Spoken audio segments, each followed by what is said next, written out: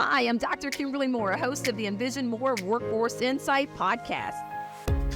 Join us as we explore workforce and leadership through an innovation lens with leaders from across the country in every industry.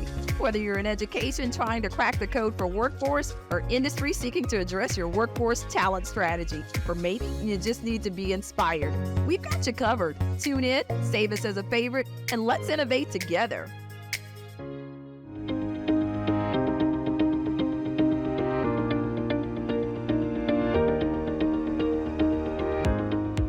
Welcome to another episode of the Workforce Insights podcast, powered by Envision More Consulting Group, where we bring your bold visions to life.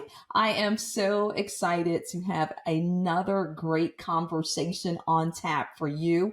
You know, we are always talking about the 4 areas that we focus on. Of course, that's private industry, that's education, nonprofits, and government. But there's an intersection, and there are lots of entities that I believe serve as the glue to connecting all these pieces. And I think today's conversation, you will definitely understand why I have this amazing leader with us today. And that's none other than Michelle Van Noy. My goodness, with Rutgers University. It's such a pleasure to have you here. And just to level set with the audience, I think the first question I'll jump into is just tell us briefly about your journey in becoming the leader of the Education and Employment Research Center, and we'll refer to it as EERC along the way at Rutgers University School of Management and Labor Relations. You know, really, what was your journey and what drives your passion for, this research that really serves as the intersection between work and education? Oh, thank you so much for having me today and being part of this discussion. This is a really wonderful opportunity to share our work. And, the work that we do at ERSC is something I've been engaged in for quite some time in my career. I always started off with an interest in education and how education can promote opportunity for people in their lives. And also find meaning in terms of the work that they engage in. I started this work many years ago, doing research at Mathematica Policy Research. At that time, we were doing a lot of research on transitions to work, whether it be school to work, welfare to work, and a whole series of studies that were looking at various transitions for different groups of people to find meaningful work. And that shaped my interest. I learned about community colleges through that work and became interested in the role of the community college, and that's how I ended up my next step at Columbia University, where I worked at the Community College Research Center while I was working on my doctorate, and really became immersed in the role that community colleges play in helping to shape people's lives and trajectories with preparing for the workforce and thinking about their lives. And so that's a work that's carried over into the work that I've done at Rutgers. And I think that as you know, the EERC studies all kinds of topics related to that intersection between education and work. We do a good amount of work with community colleges. We also have been doing a lot of work looking at credentials and a host of other topics that I know we'll get into today. But I think my interest in research has always been to think about how it can improve policy and practice and ultimately improve the lives of people. I love that. I talk about passion driven work, mission driven work. It is powerful. And honestly, that's how we had an opportunity to meet as well on that community college side of it. And certainly I knew from the very beginning that this was someone that really was committed to the cause and making it better. And I think it's a great segue to thinking about your work now at the EERC and its focus on so many different areas. You mentioned, I mean, whether it's student choices and pathways or STEM and technician education or non-credit education and non-degree credentials, community college innovation. I mean, literally, it could just be all these commas. I don't even know how we have time today to even speak. There's just so many things that you're doing. But how do these areas intersect and contribute to the broader economy? Yeah, I mean, I think all of these things, there's so many areas in which we work, and so we try and organize them around some topical areas, but they all certainly are interconnected. We look at sort of the student level experience in terms of how they navigate all the pathways that are out there in education and in the economy. So that's kind of our student choices and pathways.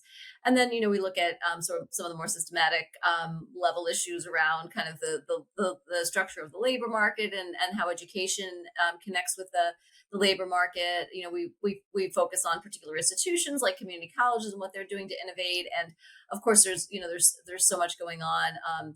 In different subfields like STEM and technician education that feeds into the community colleges and feeds into student pathways. And then, of course, lately there's been so much interest in non-credit education and non-degree credentials, a topic that I've been studying for a number of years. And so we certainly have a lot of focus there. And that intersects with many other of these areas in terms of how students navigate those pathways and how community colleges approach them. So there's a lot of overlap and intersection in the topics that we focus on. I love it. And I think, let's probably delve just a little bit into the student choices and pathways. How do the choices that students make in their education and career pathways impact their long term success in the workforce? That's becoming more and more of a conversation about, the value of the college experience, the university experience. And so, talk about that and what can institutions and policymakers do to support informed decision making in that regard?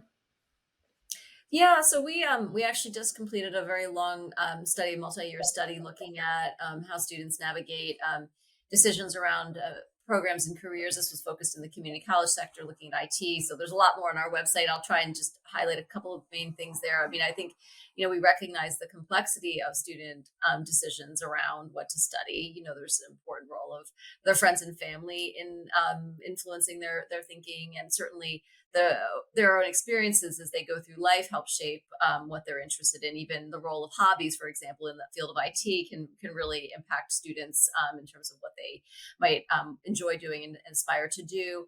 And then I think, of course, we've uncovered from the research that a lot of students really do rely on institutions to get information about the programs that they pursue, as well as the potential career options. And so it really is incumbent on colleges and institutions to make sure that their information is up to date and accessible.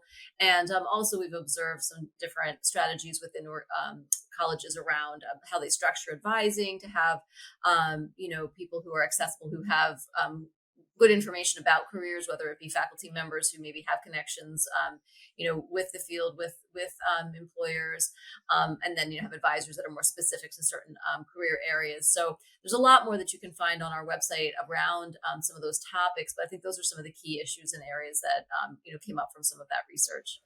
I love that. Is there anything that you point to relative to policymakers? Is there anything that policymakers can glean from this? Well, I mean, certainly the role of funding is important in terms of making sure there's adequate resources for advising.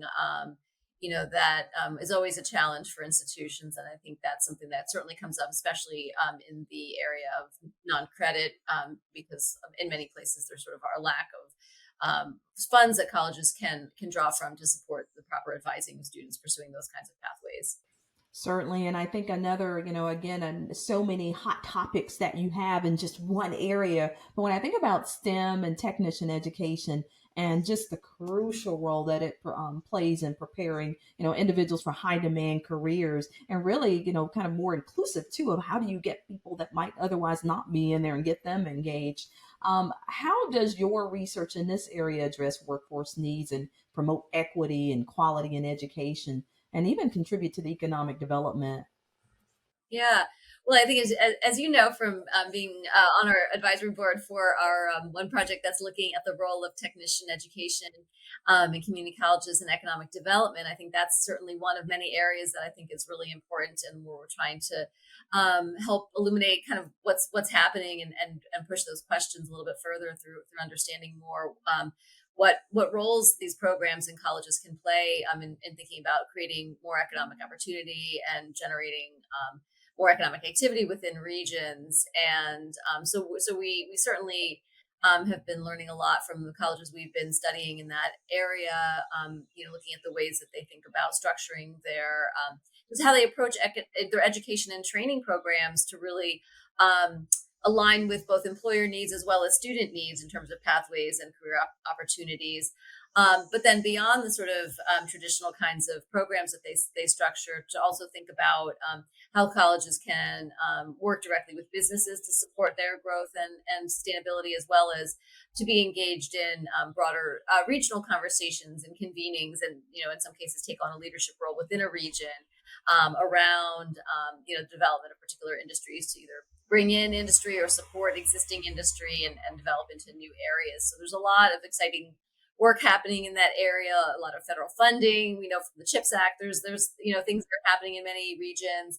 And I think we're just trying to understand what colleges are doing and what some of the potential impacts are of that work. So I love that work, and it's been certainly my pleasure to be a part of it. But I thought it was extremely important for our Workforce Insight listeners just to understand, because sometimes, whether it's private sector or other industries or sectors, they just don't or may not appreciate how much work is going into the education piece to understand what is needed in order to not only have their businesses thrive, but really that there is great intentionality behind making sure that there is an available workforce. So I love this project and the work that's being done. And if I would encourage you to definitely go to Michelle's website and get as much information as you possibly can. There are some wonderful, wonderful reports out there. And again, thinking about all those pieces of workforce and non-credit education, non-credit education, skilled, how do we, move from this to the skills-based economy, really non-degree credentials, top of everybody's mind. Everybody's trying to figure this out. This is an area that you're working in. So it's becoming increasingly important. One, looking at this evolving labor market, could you discuss the significance of non-traditional education pathways and credentials and how it provides opportunities for workforce participation and even advancement? yeah, I mean, I think that's a big open question. We've been trying to understand better the nature of the different kinds of non-credit programs and non-degree credentials that are available. There's certainly a lot of interest, I think, among public and among policymakers around kind of these opportunities for shorter term uh, training and preparation for careers. And I think there is, what we were seeing from the research so far is that there's a lot of variation in terms of the outcomes here. So a lot of this varies depending on the local labor market, depends on the field of study. There's a lot of variation in terms of industry, in terms of the quality of the jobs that people can get through this kind of education. But I think certainly one of the things that we're also trying to understand is also the sort of the goals of the programs and the goals of the students in the program. So are the people who pursue non-credit education or non-degree credentials, are they seeking these programs to sort of get a foothold into the labor market, to enter into a new occupation, or how much of it is to advance or to improve skill development within their current career. And I think both of those things happen, among other things, as well as even just career exploration through some of these programs. There's a lot of different things that are happening here, and each of them are significant in potentially different ways in terms of how they can contribute to someone's career development and advancement. So part of what we're doing at this point is somewhat foundational in terms of understanding just the nature of these programs and credentials. I love it. And a lot of that work being driven by community colleges. So when you think about, again, community colleges at the forefront of innovation and education, how does your research on community college innovation contribute to improving like the educational outcomes, fostering workforce development, and even strengthening local economies? How does that help? Yeah, I mean, I think we're always interested in all the work we do in terms of in partnering with colleges that are thinking about how to improve what they're doing. And we do a fair amount of evaluation work where we work with colleges that are seeking to try out new kinds of approaches to, engaging students and preparing students for the labor market. So, for example, right now we're finishing up an evaluation of an apprenticeship program that one school was developing. We have a long history of doing research and evaluation in the TACT grant program that was a big thing over the past decade. And so really trying to highlight specific practices that come out of those kinds of efforts to help the field more broadly. And certainly there's just so much going on in the community college sector that we want to learn from and try to sort of facilitate the sharing of. We are right now taking on a lead role an STEM research network. We have the Community College STEM network, which is a hub that's bringing together researchers and practitioners around student pathways in STEM fields for high achieving, academically talented low income students who are interested in STEM fields. And so that's another way that we're looking at sort of some of the practices that are innovative within colleges and trying to highlight them and share them, within a network and foster conversation about that. I love that. And oftentimes with education, and we've talked about it in some of our meetings too, just this whole alignment, education programs and workforce needs. So how does ERC facilitate connections between education and labor market to promote, economic growth and prosperity? How does that happen? Yeah. Well, one of the areas of research that, there's a variety of different things we've done in that area, but I will talk about one project that we finished up over the past year, which was looking at how colleges and universities, this is 2-year and 4-year institutions, use labor market information. And so, when we say labor market information, that can include a variety of sources from real-time jobs data to sort of traditional sources of Department of Labor information to, wage records data and analyses that have been increasingly done in states to, surveys, local surveys of employers and, conversations with employers around their needs. So there's a lot of different kinds of labor market information that are out there. And that's one of the things we learned from our study is really that, institutions can find it very helpful and do find it helpful to use multiple sources of labor market information when trying to understand their labor market. So not just relying only on one source, but trying to bring together multiple sources, recognizing that there are benefits and of each type, and each kind can inform the work in different ways. We also see, I do think that in this area, there's quite a lot of activity happening within community colleges. And sort of in terms of within higher ed institutions, that's where we see a lot of activity, although we do see other institutions that are also increasingly interested in how labor market information can help guide what they do, what their programs look like, how they serve students, how they advise students, just a whole variety of different questions can be informed by those data. That's another place where we do have several reports that are out on our website that get into more detail in terms of both case studies of what colleges have done, as well as a national survey of what colleges and universities are doing in that area. Again, for the listeners, the Workforce Insight listeners, again, this is such a go-to place, and I wanted to make sure that I did not just keep it to myself, that I shared it with each of you. Again, whether you're in private industry, whether you're education, whether you're nonprofit or your government, all of this information, how it's collected, it is so intentional and so much with the pulse right on what's happening throughout our nation. So please don't miss out on the opportunity to go to the website, look at those reports, a wealth of information. They certainly are my go-to resource. And none of this, when I think about the work that you're doing, Michelle, and your amazing team, because it's a team behind you with this. Some of these great initiatives and projects, it's all through collaboration, with industry partners and educational institutions or policymakers. Is there one initiative or project that, you've undertaken that just stands out, that you really like, this is the hallmark of all projects today? Well, I don't know. That's like asking me to pick a favorite child. I So know, right? Oh, but yeah. I can tell you that we do have one very exciting thing that our work has really evolved into is working with a lot of networks. And so, I mentioned the community college STEM network is one great network of people we're bringing together. We've also been doing that in the non-credit and non-degree credential area. So one exciting initiative that we just recently launched is the non-credit research collaborative, which is a group of researchers, national leaders in non-credit research. We've been working together on some projects and now are kind of aligning some of our work. We have a website that we have recently launched, which is kind of a really nice repository of all the research that we've done in non-credit and just some general information and FAQ on the topic. So that's a very exciting thing.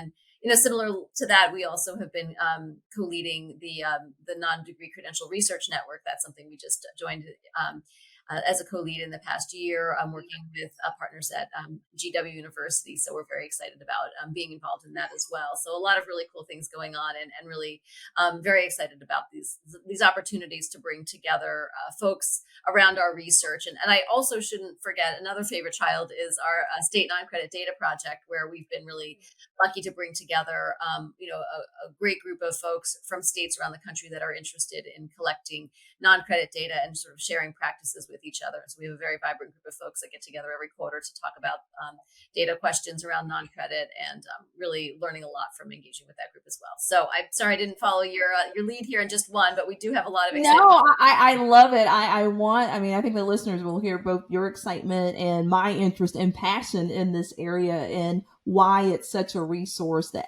everyone should know about. The website should be, should absolutely be on your marked favorites. Okay. So, Michelle, in your opinion, what are some of the key strategies that policymakers and educational leaders can implement when it comes to strengthening the connection between education and labor market? Certainly in the context of rapid technological advancements and economic shifts, because I would tell anybody thinking about where we were before COVID and where we are now, and this need for speed, for accelerated development of talent. What would you suggest are some strategies that policymakers and education leaders could be thinking about in that regard? That's a good question. I mean, of course, I think while a lot of this is moving quickly, we also do want to be reflective on what we're doing, and take the time to do the research, and to kind of think about the implications of the various strategies that we take in that area. And I know that really important consideration, of course, is as we move forward with any intervention, is to think through the different trade-offs in terms of access and equity. Because some of the things that are being done can kind of go both ways, and so it's really important to think through various policies and their implications, and none of it's very simple. So I think I guess as a researcher, we have the benefit of talking about things in nuance, and policymakers have to make hard decisions about what to do. I mean, I think the current discussions around short-term Pell and how to sort through what credentials are quality and are not, those are very difficult decisions. And I do think it is important to try and keep nuance in the discussion around the role of low wage work and improving job quality and questions like that, and so to kind of keep the broader context of the labor market and the occupational structure in these conversations around education. Because I think if we get too far apart from understanding the foundations of the labor market, we lose sight of the bigger picture. So I think kind of keeping that voice there is important. But there are many, good strategies that are promising strategies that are out there that, I think we're testing and we're trying to understand. So. I love it. Again, just such great work underway. And now I'm going to ask you, as we move to what would be the close of our conversations, your crystal ball, looking ahead. What do you envision as the future of education and workforce development, and what role will EERC contribute to that? Well, that's a great question. I mean, I hope that our research can help guide practice and policy, and help guide thinking around some of these important questions. We certainly recognize the importance of just the kinds of questions that we're asking in terms of framing the discussion, and helping to generate the research base that can help inform decision making as things go forward. There's a lot of big questions out on the table about the role of education. We have the skills-based hiring movement, which is raising some very interesting questions. We have non-degree credentials, and sort of thinking about alternative pathways to careers. And a lot of these things can go in many different directions. And I think we're very interested in just helping to provide research to help inform the direction of any of these multitude of sort of policy decisions and directions that could go forward in terms of the future of higher ed, and the future of education, and the future of work. And things are happening very quickly. I mean, even if we talked about the role of AI, you mentioned, I mean, things like that are just happening so rapidly. And so we want to, continue to stay on the pulse of where things are going, and help, again, kind of be an informed voice in these discussions. Well, I have no doubt that you will certainly keep your finger on the pulse of all things that are going on. And I cannot let you leave this virtual interview without the question that I've asked every leader. I mean, such a storied career, very, when I think about impactful work that you've had, could you give us the best piece of advice that you received along the way relative to your journey and kind of shaping your leadership perspective? Oh my gosh. Best piece of advice. That's a great question. I mean, I think certainly I'm trying to think of advice. I certainly have had role models I've looked up to, and so that certainly comes to mind when you ask that question. I think of people that I met. Certainly worked with at ERSC.